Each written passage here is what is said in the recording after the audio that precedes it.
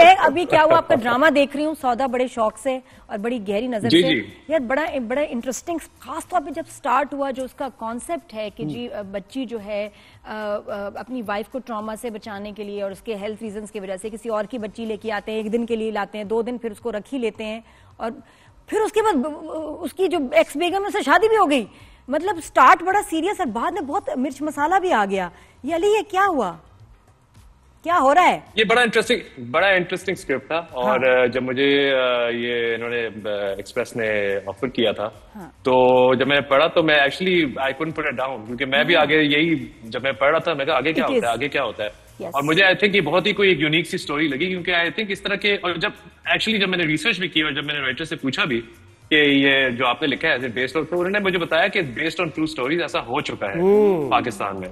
तो I thought it was a very relevant story to Ali, बिल्कुल एक ऐसा केस हो चुका है और जहां से इग्नाइट हुआ ये सारा मामला, ये जो स्नैचिंग के मामला, ये तो आए रोज लोग देखते रहते हैं ना, और एक केस ऐसा हो चुका है बच्ची को अदालत में फिर वो बिल्कुल बल्कि ये सिर्फ पाकिस्तान में नहीं, ये पूरी दुनिया में ऐसे केसेस हुए हैं जहां क्रेडल स्नैचिंग इसे कहते हैं कि माओ को बताया जाता है कि उनके बच्चे जो है ना वो दे डिडंट मेक इट, और वो आगे बच्चे जो है ना को या तो बेच देते हैं या फिर किसी और को अडॉप्ट करा देते हैं। तो I mean it was quite a relevant story, and मैं आपको पता है मैं जो है ना I like doing stories that have a little bit of a question to them, तो जिसमें कुछ रियलिटी हो, कुछ मैसेज हो, तो मुझे बड़ा शौक है इस तरह के कैरेक्टर्स करना। और अली, मैं यहाँ आपको कॉम्प्लीमेंट भी दूंगी for choosing such wonderful scripts. आप यकीन करो मैं इतने बड़े ड्रामे देख रही हूँ, बड़ी प्रोडक्शंस बहुत सारी, जो मार खा रहे हैं ना पहले 2-3 एपिसोड्स में खाते हैं, उसके बाद 5वें से जाके पिकअप हो रहा है। आपका सीरियल सौदा जो है right from the beginning,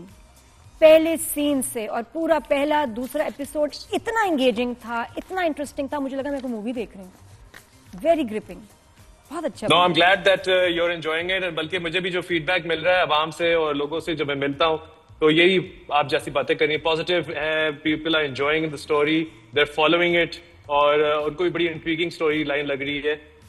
I think TV पे हमने, पाकिस्तानी टेलीविजन पे एटलीस्ट इस तरह का हमने कोई प्ले नहीं देखा पहले, तो बड़ा कोई एक इंट्रीगिंग सा है। और आगे भी लोग यही पूछते रहते हैं, जैसे केस 9 में पूछते हैं कि आगे क्या होगा और इसका आगे हल क्या होगा। और थोड़ा मार्जिन होता है ना, नहीं हुआ ना अभी, थोड़ा मार्जिन होता है ड्रामाज में कि आप एग्जैजरेट कर दें, क्योंकि देखे ना एक ये इत्तेफाकात तो बहुत बड़े बड़े हैं कि उसी हॉस्पिटल में आना, फिर वही बंदा, ट्विस्ट भी बड़े हैं ना हमारे ड्रामाज में, ट्विस्ट एंड टर्न्स भी बड़े हैं, तो अनएक्सपेक्टेड सी चीजें भी हो जाती हैं जिसका हम बिल्कुल हमें अंदाजा नहीं होता।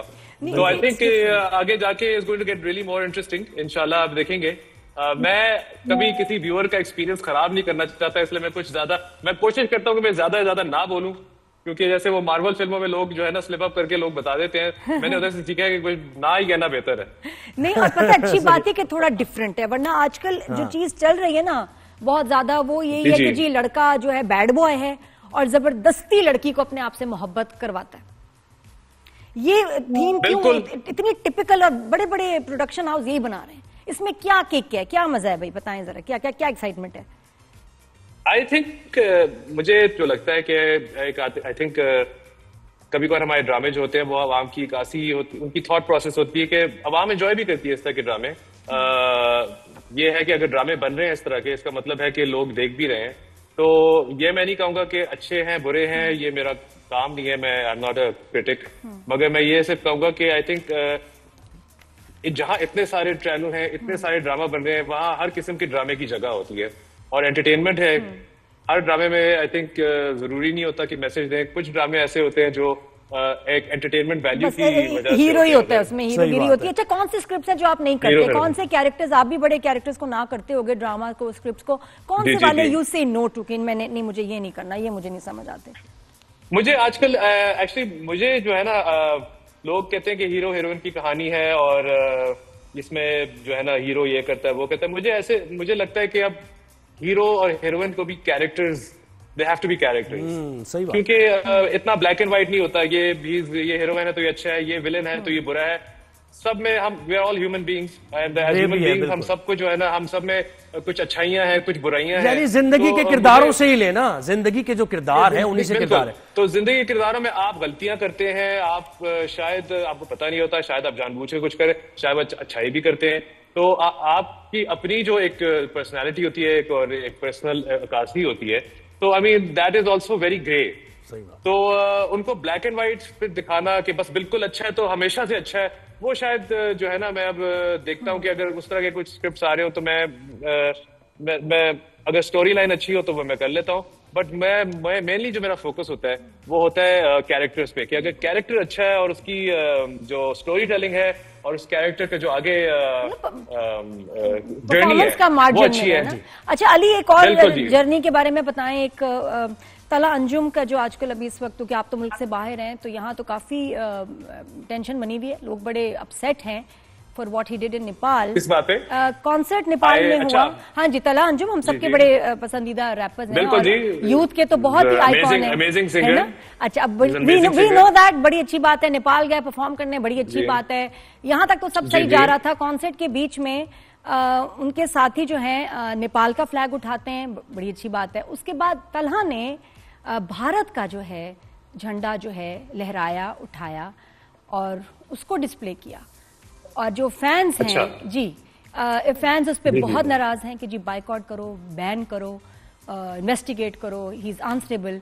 आपको क्या लगता है कि ऐसे इंटरनेशनल प्लेटफॉर्म पे जाके उस मुल्क के लिए जो कि आपका दुश्मन है और जो आपको सफ़े हस्ती से मिटाना चाहता है, बच्चे, औरतें, बुजुर्ग, सबको जो है थ्रेट करते हैं, जाने लेते हैं, हमले करते हैं, हमारा पानी बंद कर दिया उन्होंने और पता नहीं आगे क्या क्या करना चाहते हैं, उनका जी आप जो परचम है उसको सेलिब्रेट कर रहे हैं, ये क्या किया और क्यों किया?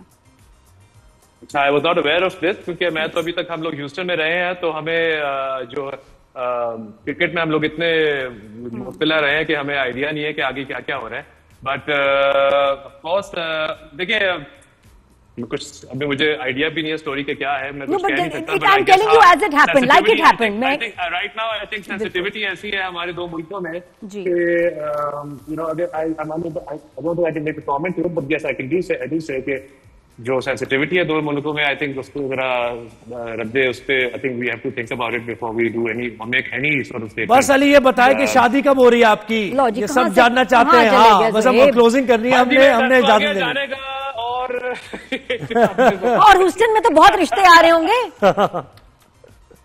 रिश्ते तो नहीं आए, मगर अगर आगे तो जरूर देख लेंगे, कुछ ना कुछ आया, बट नहीं रिश्ते नहीं आए, बट देख लें, शादी इंशाल्लाह जरूर इज ऑन द टेबल।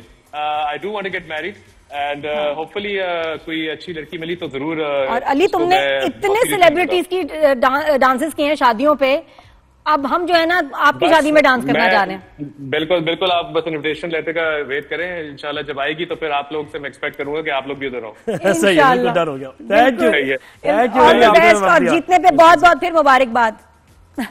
चले जी, फैसल लफात की टीम को हराया है। कितनी बातें हो रही थी। हाँ, ऐसा ही है, वो तो पूछेंगे ना फैसल लफाएंगे कि कैसा रहा, फिर कैसा दिया। जी चले जी। अच्छा, क्लोजिंग कर रही है, कल इंशाल्लाह आपसे मुलाकात होगी, फीडबैक देते रहिएगा। नादिया और ज़ोएब को इजाजत दीजिए, अल्लाह हाफिज। अल्लाह हाफिज।